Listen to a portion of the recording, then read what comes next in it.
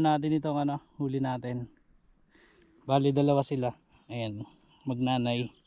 Ang konnichiwa, Russell Sensei des. Second day of our fishing adventure, still nandito tayo sa Pantabangan.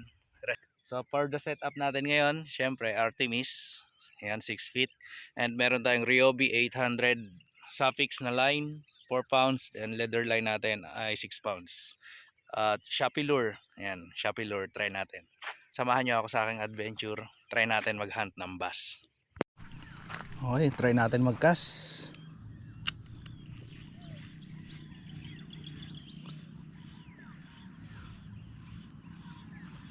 Yun, strike, fish on, fish on. Yun, huwag ka na makakawala. Okay,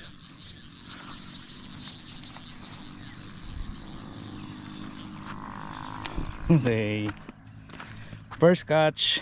Ayan, foul strike po. Alright, so nakadali tayo ngayon. Yep. Foul strike guys, pero goods na rin.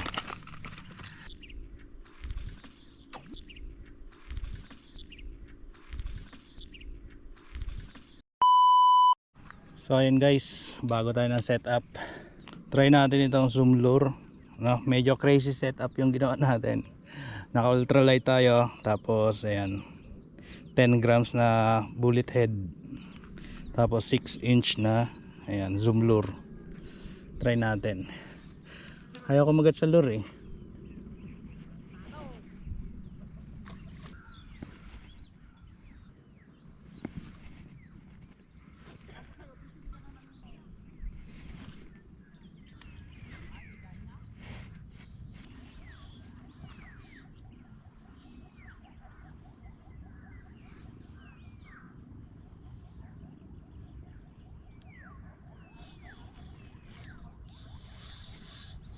Yun. Ay, nabaho. Fish on.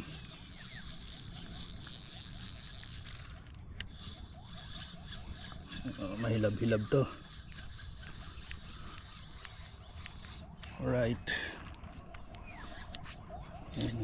Laban pa.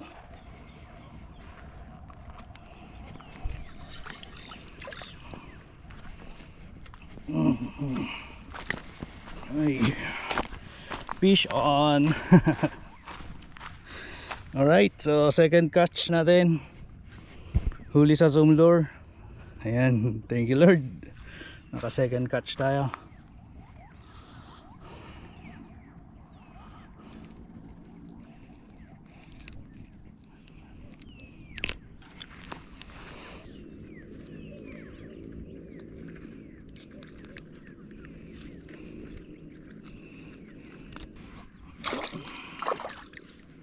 A few inches later.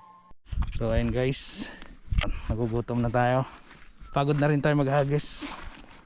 So almost 1 hour tayong naghagis. At medyo dumi, lumalabas na ang ataw.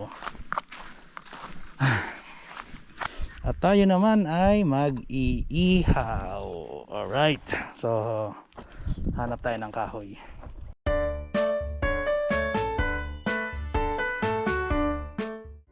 Almusal tayo, ihaw tayo na isda. So yun guys, ihawin na natin itong huli natin. Bali dalawa sila, ayan, magnanay. Siya yung magiging almusal natin. Luto na yung ating inihaw na tawis. So this is the first time na makakatikim tayo ng largemouth bass na sarili nating huli. Kasi nung nakarang huli natin, pinamigay natin sa kasama. So since solo tayo ngayon, so kakainin na lang natin, wala tayong mapapagbigyan. At gusto ko rin matikman. Wow, masarap, presko. First time ko makatikim nito, pero malinamnam yung niya, lasa. Medyo malansa siya, pero siguro maganda dapat ang paglilinis mo dito.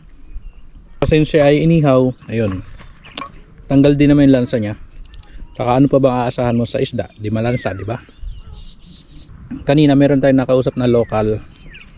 Tinanong ko kung magkano kilo ng gantong isda, tawis. And imagine minasang na sobrang mura pala nito dito. 60 pesos ang isang kilo. Tapos halos di na siya pinapansin ng mga local dito kasi nga malansa, tapos common na.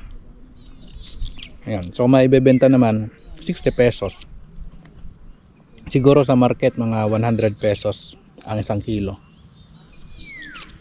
So ganun siya kamura. Kasi nga maraming ganto dito sa Pantabangan. Galing, no? Swerte nila kasi bibihira na kasi yung yung gantong isda. Largemouth bass. Kasi hindi kasi ito isda sa Pilipinas. Parang imported itong isda na to, dayo. May nag-alaga tapos dumami. Dami dito sa Pantabangan Dam. So ngayon, ayun, invasive na siya. So lumalaki ito ng 5 kilos, ganun. 1 kilo, 2 kilos, hanggang 5 kilos. Sometimes 10 kilo. Malaki talaga to, lumalaki to. Ito yung mga sample ng malalaki yung ayan. Huli nila Buster, ayan. O diba, lalaki niyan. So itong nahuli natin ngayon, similya lang yata to, baby. Dito lang kasi ito sa gilid. Pero yung malalaki na yan, yan? Sa gitna nahuhuli sa malalim. Dito lang kasi tayo sa gilid kaya ayan. Ito lang nahuli natin maliliit. Parang nagpapalaki pa sila dito sa sa Pampang. Second batch. So maybe next time tatry natin mag-camping dito. Camping sa gabi, fishing sa umaga. Since itong lugar na to ay public place to, walang may-ari. Kaya safe tayo dito Actually, itong pwesto natin na to, pag maraming tubig, abot hanggang dito ang tubig. Doon hanggang doon sa ibabaw ng bundok. So low tide lang ngayon, kati dry season ngayon. So that's why umabot dito yung tubig. Mga next time, camping tayo dito. Medyo naulan lang kasi sa hapon kaya di tayo nagtatry. Mainit sa umaga, ng tanghali, pagdating ng hapon, alas 5 uulan. Kahapon kasama ko si Sir Manny. Shout out Sir Manny. Wala tayong huli kahapon. Ayun, medyo nakabawi tayo. Medyo nakabawi ako ngayon. Dumating ako kanina 5:30. Ayun. 5:30 then time check alas 8. So almost 2 hours. Okay na din. Dami nakalpasa din. Tumatalon kasi. Pag tatalon, pupunit ang bibig, sobrang lambot. Kaya dadalway na iangat natin. Hindi na, malaki-laki naman. Sakto. Ito yung almusal natin. Sa inyo guys, sa lugar ninyo, meron bang gantong isda? Largemouth bass or tawis? Tawis kasi ang local name dito Sa amin kasi wala First time ko lang makahuli nito. First time ko lang makatikim nito. So dito ko lang nakikita ko lang to sa sa YouTube na nahuhuli sa ibang bansa. Kinakatch and release nila sa mga lake nila. Pero ayun, luckily meron dito sa Pilipinas. Mga pailan-ilan na lugar sa Pilipinas meron. At isa na dyan ang Pantabangan Dam. Sarap. Lalo na kung may kanin. Hindi kasi ako prepare. Ang purpose ko lang naman kasi talaga dito mag-fishing. May mahuli o wala. Okay na. So ngayon nakahuli tayo. Sarap pala siya. I think masarap ito ipaksiw. Mga gantong isda. Lalagyan lang na maraming luya kasi medyo malansa. Sarap So ayun, solve na yung ating adventure for today. Thank you Lord. So punta tayo doon, kakamustahin natin yung mga nakasabay natin mga angler. Ito nga pala yung pamain natin Yan. Ito yung nakahuli nung medyo mahilab-hilab na So punta tayo doon. So kakamustahin natin yung mga nakasabay natin dito. Kung marami na ba nadadali. Wala nakadalwa lang ako Ilan na po nadali nila? Ayun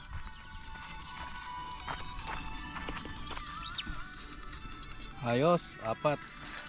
Kaya sir, nakadali na? Shout out po. Taga saan po sila? Taga Rizal? Ayun. Mga taga Rizal pala to, sila master. Si ma'am oh, ang tiyaga oh. Hello po ma'am. Dahil sandata oh. Ito yung huli ni sir oh. Ilan na to sir? 5 sir. 5. Meron pa doon. Ayun. Huli update. 5, 4. Then si kuya. Ayun. Ganda ng rad niya oh. Baka nandun ng Brenas. Pamain nila bulate, ako artificial. So that's why effective pala sa bulate to, no sir? So shout out sa mga taga Rizal angler. Yan, kasama si ma'am oh. Tiyaga mag-antay. Ayun. Sir, mauna na ako. Sige sir, ingat. Talavera pa ako eh. Sige po. Ayun, so sana makarami pa sila. Iiwan na natin sila. Papaubaya na natin yung mahuhuli ko, kanila na lang. Ayan, so hopefully makarami pa sila.